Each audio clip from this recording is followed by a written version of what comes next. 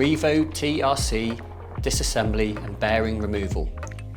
Tools required: torque wrench, 6mm hex bit, 8mm hex bit, 6mm hex key, 8mm socket, small flat blade screwdriver, soft mallet, waterproof grease, and isopropyl solvent or brake cleaner.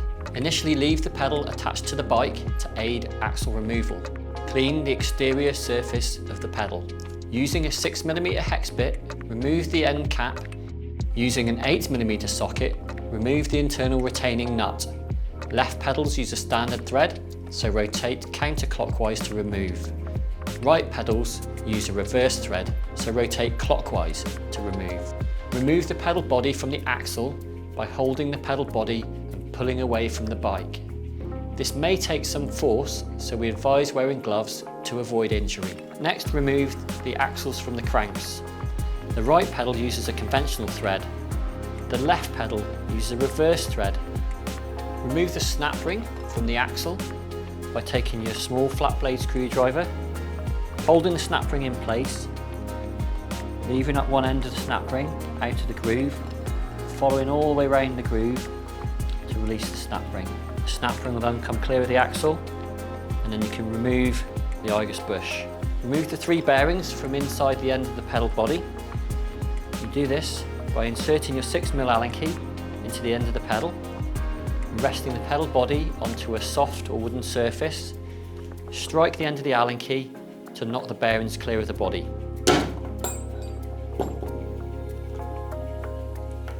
Using the small flat blade screwdriver, carefully remove the main seal from the inboard side of the body, being careful not to mark the inside of the pedal body itself. Clean the axle and inside the pedal bore, preferably with isopropyl solvent or with brake cleaner. Lightly grease the external surfaces of the new main seal, and then install this onto the axle using a smooth rotating motion and ensuring that the lip of the seal goes on first. Grease the pedal axle surface where the Igus bush sits, including the threads at the end as well.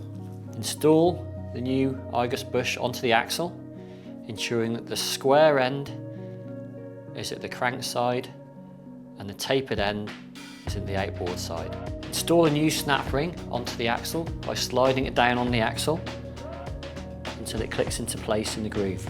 Do not use an old snap ring, always replace with a new one.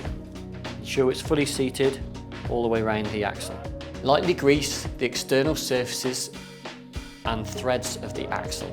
Slide the axle into the pedal body. The axle with the groove is for the left-hand pedal, the axle without the groove is for the right-hand pedal body. Push down on the pedal to ensure the bush is seated. A hard push will be required here, and a hard stop will be felt when the bushing and the seal is in place. Next, to install the bearings. Lightly grease the surfaces of the new bearings and install 2 of them onto the axle. Thread the end cap into the pedal body and tighten it to press the 2 bearings into place. A hard stop will be felt when the bearings are seated.